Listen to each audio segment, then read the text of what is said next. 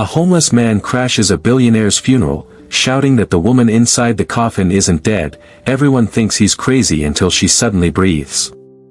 What happens next uncovers betrayal, greed, and a shocking truth that shakes an entire family. This emotional African-inspired story shows that no one is too poor to save a life and no one is too powerful to lose one. They said she was gone. The world believed it. The billionaire's widow, Amara DeLuca, laid inside a glass coffin surrounded by roses that cost more than what most people earned in a lifetime. Cameras flashed, reporters whispered, and mourners sobbed, none realizing the truth that was about to shake the earth beneath their feet. Because just as the priest lifted his hands to say, "Ashes to ashes," a rough, broken voice tore through the crowd. "Stop. Don't bury her. She's not dead." The crowd gasped. Heads turned. Suits rustled. The sound of expensive shoes scraping marble echoed across the cemetery as a man in torn clothes stumbled forward. His face was hidden behind a messy beard, his eyes bloodshot, but sharp. He looked nothing like someone who belonged among billionaires, yet the conviction in his voice was enough to silence hundreds. That man was Jonas. A homeless man who slept behind the old chapel gates. No one knew his name. No one cared. Until today. He had been watching the funeral from afar, standing in the rain. But something deep in his soul, wouldn't let him walk away. He had seen her before, that woman lying still in the coffin. He had seen her at the hospital gate, days before the news of her death broke. She was kind, warm, different from the rest of her kind. She had given him food when the world gave him disgust. And now, she was here. Silent. Cold. But Jonas's instincts screamed otherwise. People shouted, "Throw him out." Who let that madman in? Security. But Jonas ran straight to the coffin before they could catch him. His hand trembled as he pressed it against the glass. His lips parted in disbelief. There it was, a faint mist forming on the inside of the coffin. Breath. The crowd didn't see it, but Jonas did. And that was enough to make him shout louder than ever. "She's breathing. I swear it, she's alive."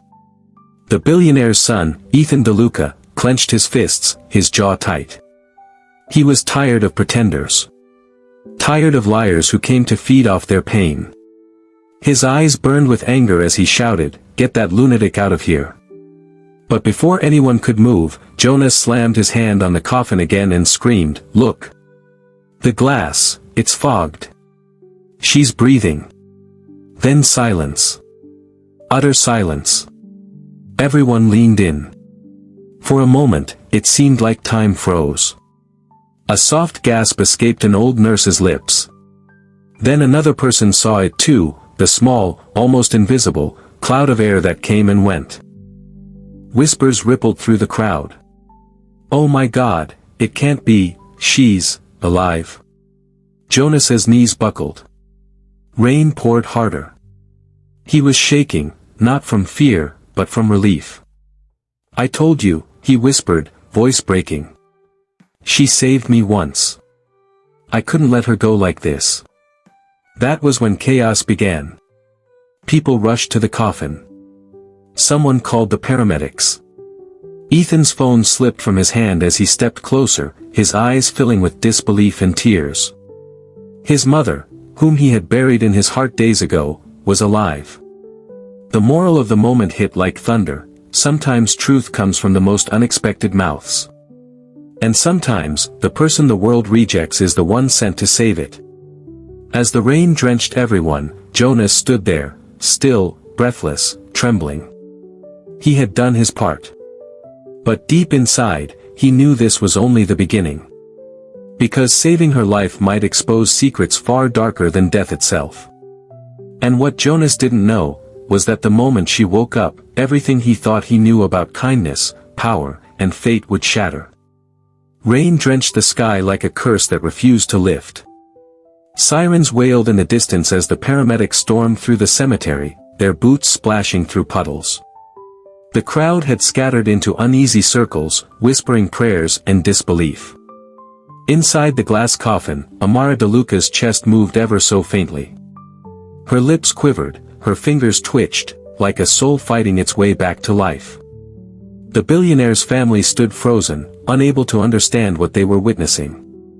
Ethan DeLuca's breath came in shallow gasps. His mind couldn't keep up. His mother, the woman he watched being declared dead 3 days ago, was breathing. How? He whispered under his breath, staring as the paramedics broke the glass gently, lifting her frail body out with trembling care.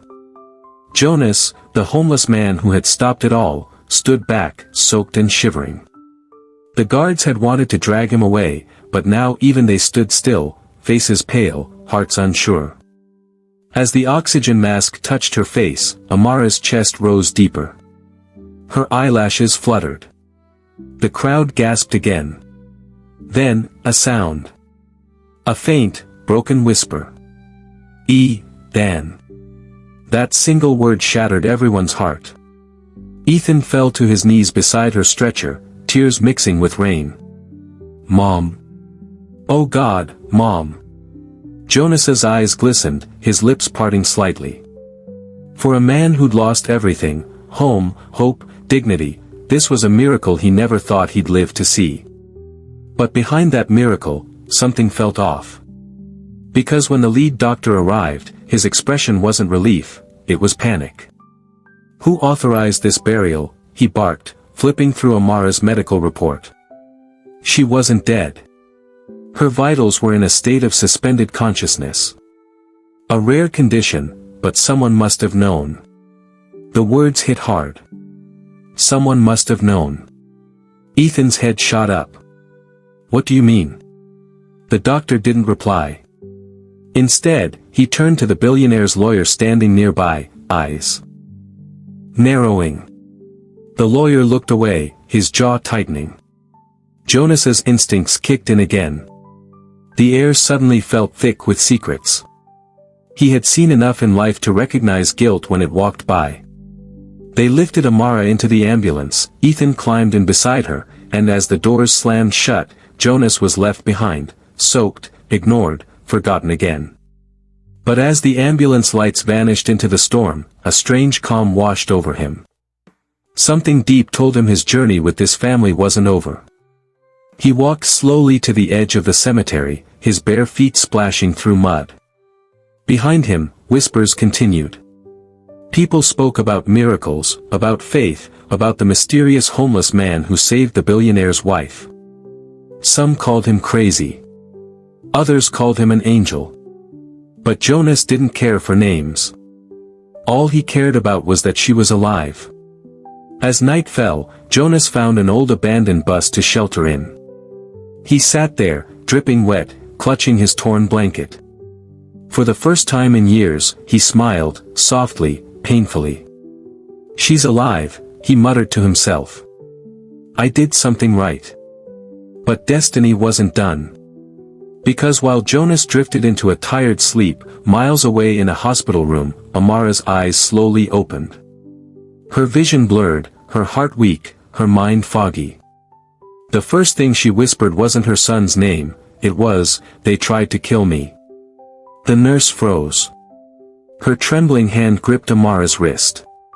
Who, ma'am? Who tried to? But Amara's breathing turned shallow again. Her eyes rolled back. Machines beeped wildly. Outside the room, Ethan argued with the family lawyer, demanding answers. But the lawyer avoided his gaze. His phone buzzed quietly, and he stepped into the corridor to answer it. "Sir," he whispered, his voice low. "There's a problem. She's awake." And on the other end of that call, a deep, calm voice replied, "Then make sure she doesn't stay that way." The story of a homeless man saving a billionaire's wife had just turned into something far more dangerous. Because some people would rather kill the truth than let it breathe. Morning crept into the city like a thief, quiet, heavy, uncertain. Newspapers screamed headlines. Miracle at billionaire's funeral, widow found alive. Homeless man turns hero. Everywhere, people whispered about Jonas. Some called him chosen.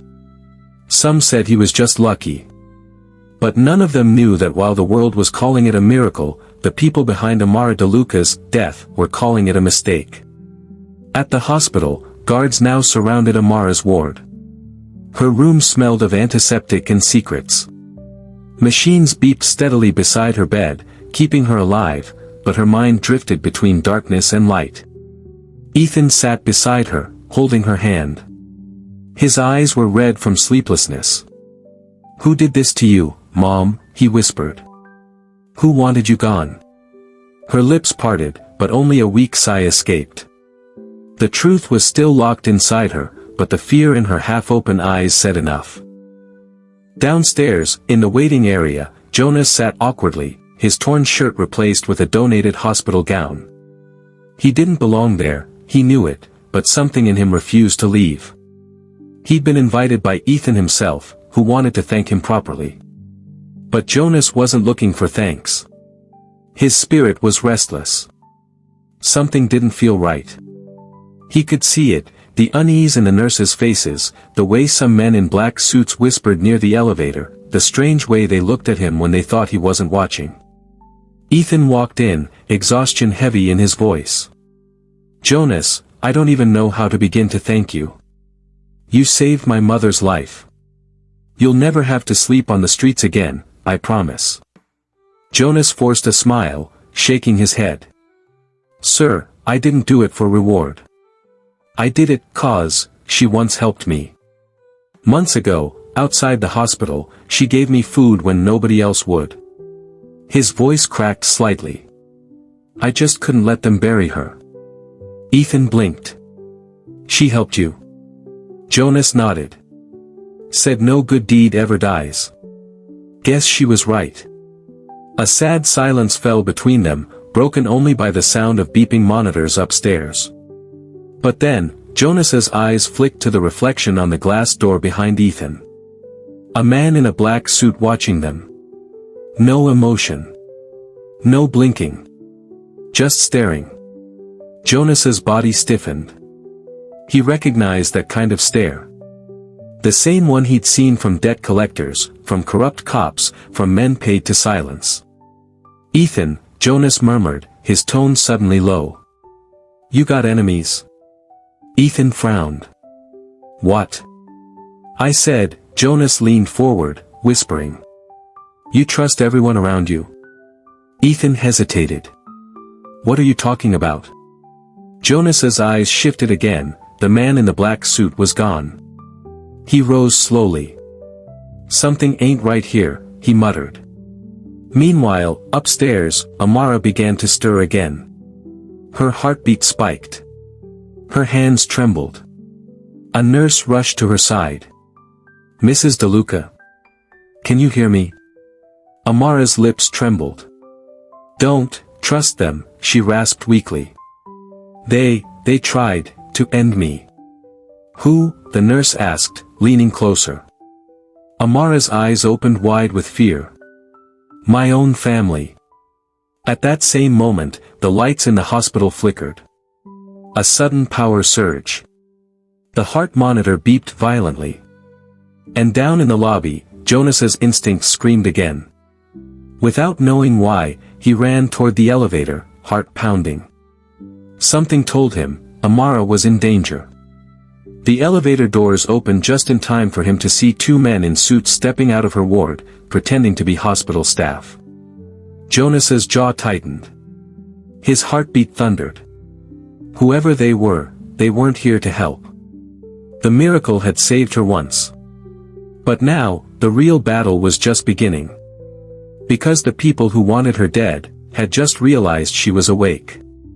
Jonas's heartbeat thudded like a drum as the two men in suits disappeared around the corner of the hospital hallway.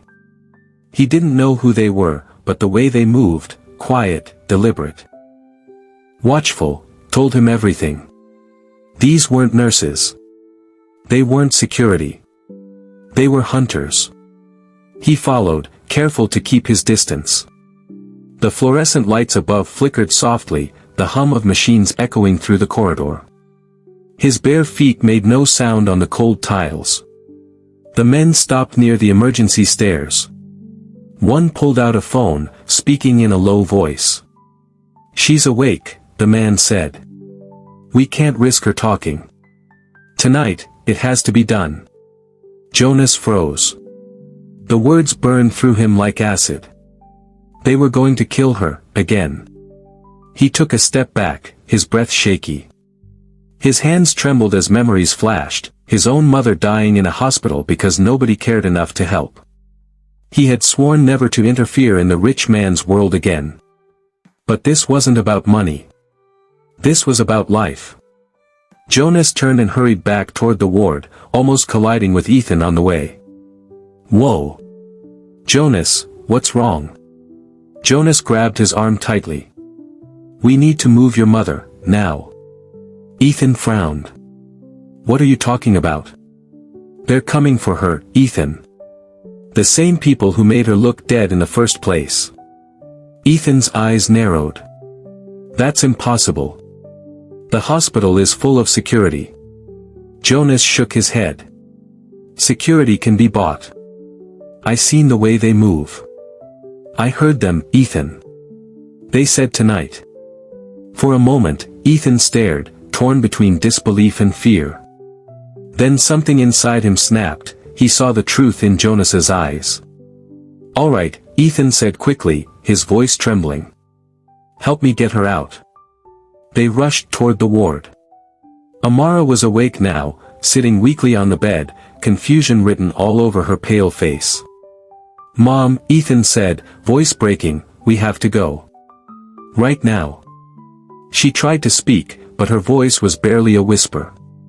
"Ethan, what's happening?" Jonas didn't wait. He grabbed a wheelchair, helped her sit, and threw a blanket over her. "No time to explain, ma'am. We gotta move." They slipped out through the back hallway, avoiding the main exits. Jonas led the way, his instincts guiding him like a compass honed by years of surviving on the streets. Every corner, every sound, he listened, he felt. They reached the back entrance of the hospital where rain still poured heavily. The night smelled of wet asphalt and fear. Ethan pushed the wheelchair faster. "My car is just outside." But as they reached the parking lot, Jonas stopped abruptly. A black SUV sat idling nearby. Headlights on. Windows tinted. Then, the door opened, and one of the men from earlier stepped out. Jonas's gut twisted. "Ethan, get her down." Before Ethan could react, a loud pop echoed through the rain. A gunshot. The bullet missed, shattering the windshield of a parked car. People screamed. Nurses ducked. Jonas grabbed a trash bin and threw it hard at the shooter, buying them seconds. "Go. Run," he yelled. Ethan pushed his mother's chair as fast as he could, slipping through puddles. Jonas ran beside them, breathing hard, heart pounding like thunder. They reached Ethan's car, a silver sedan, and bundled Amara inside. Jonas jumped into the back seat just as another shot rang out, the bullet grazing the side mirror. "Drive!" Jonas shouted. Ethan slammed the pedal, tires screeching, as the SUV roared to life behind them. Rain poured harder, sirens blared in the distance, and the chase began. Inside the car, Amara clutched her son's hand weakly.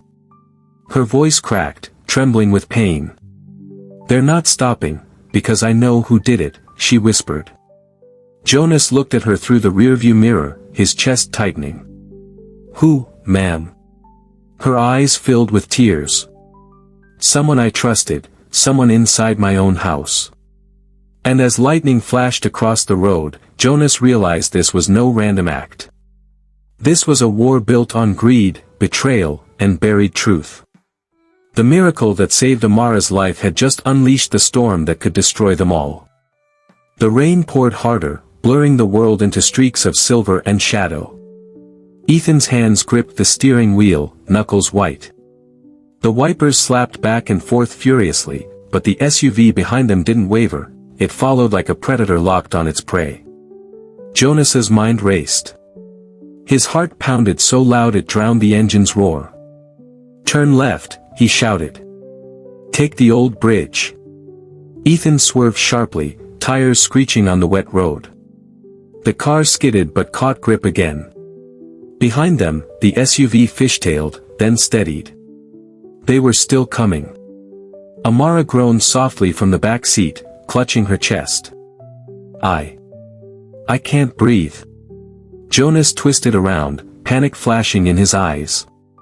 "Stay with us, ma'am. We almost safe."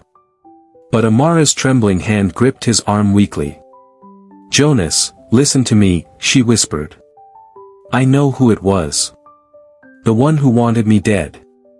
Jonas leaned closer, rainwater dripping from his beard. "Who?" Her lips trembled. "My brother. Anthony. He wanted the company. The inheritance. He forged the doctor's report, bribed the mortician. He planned everything." Ethan's breath hitched. His eyes widened in disbelief.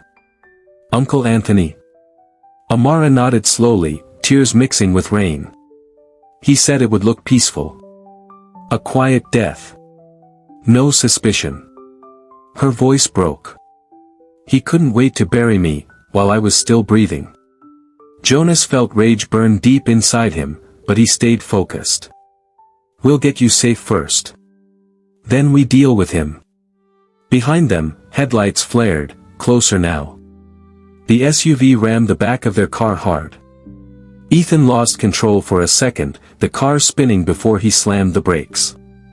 They skidded to the edge of the old bridge, the river roaring below. "Get her out!" Jonas yelled. They scrambled, the SUV screeching to a stop a few meters behind them. Two men jumped out, guns drawn. Ethan shielded his mother, trembling. "What do you want from us?" One of the men smirked coldly. "Orders. Just finishing what should have been finished days ago." Jonas stepped forward slowly, eyes blazing. "You'll have to go through me first." The man sneered. "You think we care about a street rat?" Jonas didn't answer. He moved fast, faster than they expected. He grabbed a loose metal pipe from the bridge's side and swung it hard. The first man dropped instantly. The second fired, missed. Jonas tackled him to the ground. They struggled, rain turning the wooden planks slick. The gun slid across the bridge, stopping near Ethan's feet. Jonas grunted, pinning the man down. "End this!" Jonas shouted. Ethan hesitated, fear, confusion, anger. Then he grabbed the gun and pointed it, hands shaking. "Who sent you?" Ethan demanded. The man smirked through bleeding lips. "Your uncle. He said to make it look like an accident." Ethan's heart shattered. His own blood, his mother's brother, had planned her death. Jonas shoved the man aside and helped Amara up. "Come on, we can't stay here." Sirens wailed in the distance. Finally, the police. The flashing blue lights cut through the storm as the men tried to flee, but officers surrounded the bridge in minutes. Jonas stood back, breathing hard, drenched to the bone. He watched as Amara was taken into an ambulance, safe this time. Ethan turned to him, voice trembling. "You saved us again. I don't even have words." Jonas smiled faintly, exhaustion softening his face. "Guess the world ain't done with me yet." Amara reached out from the stretcher, her weak hand finding his. "You reminded me that kindness still exists, even when it wears torn shoes." Jonas swallowed hard, eyes glistening. "You reminded me that even the rich can have hearts." For the first time in years, he felt seen, not as a homeless man, not as a stranger, but as a human being who mattered. Days later, when Anthony DeLuca was arrested for attempted murder, the world once again echoed Jonas's name. But he didn't care for fame. He refused interviews, turned down money. He simply went back to the small chapel where he used to sleep and whispered a quiet prayer of thanks. Because he'd learned something deeper than any riches could teach. That no one is too poor to save a life, and no one is too powerful to lose one. And as the morning sun broke through the clouds, Jonas smiled, whispering softly to himself. She's not dead, and maybe, neither am I. The end. Please like and subscribe to our YouTube channel, and also don't forget to tell us the country you are watching from.